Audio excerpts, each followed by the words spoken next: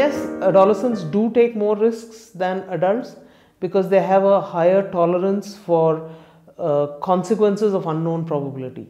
Adolescence is really a phase where the adolescent is testing the boundaries, testing the limits that have been assigned to them. They are at the phase or stage where they don't believe that parents are right about everything. And they are also at the stage where they really have to keep up and they have to go as fast as they can to keep up with what's happening in the world around them. Risk taking really involves, being curious, wanting to take up challenges, being excited about things, and being in denial about any downturn or being in denial about the possibility of anything going wrong. There are certain processes that are happening in their brain. They are much more susceptible to peer influences, right? There is an increased desire to belong.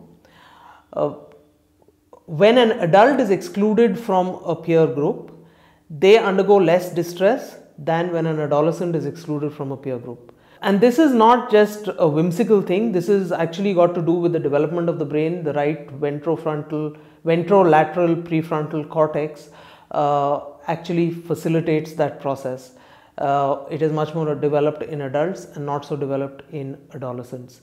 The other thing is that adolescents are more focused on the rewards of peer inclusion, which is again a function of the lateral prefrontal cortex.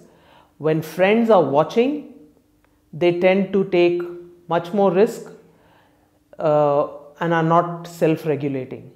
For instance, what I mean by that is really that an adolescent who may drive in a very safe way under normal circumstances would tend to drive much more rashly when they have peers in the car or in the vehicle with them, because that's again a part of the way their brain has developed.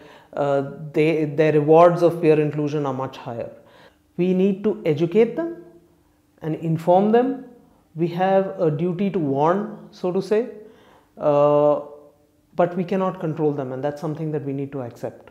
Very often the conversations or the communication ends because the parent wants to control and the adolescent is defying all possibility of control. There are some signs as parents that we can watch out for, where those can be red flags to us saying that maybe we need to something's going wrong and we need to change something that we are doing.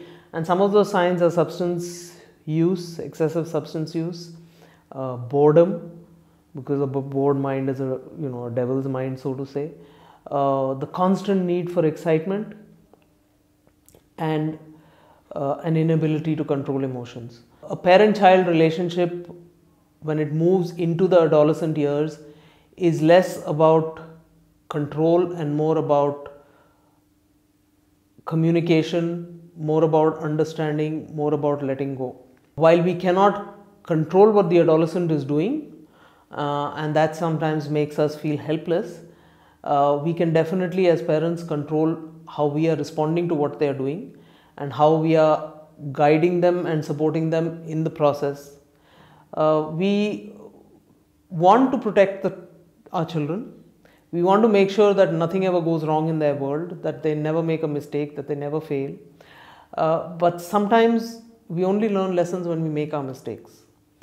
As parents, it's hard to watch that happen, but sometimes that is necessary.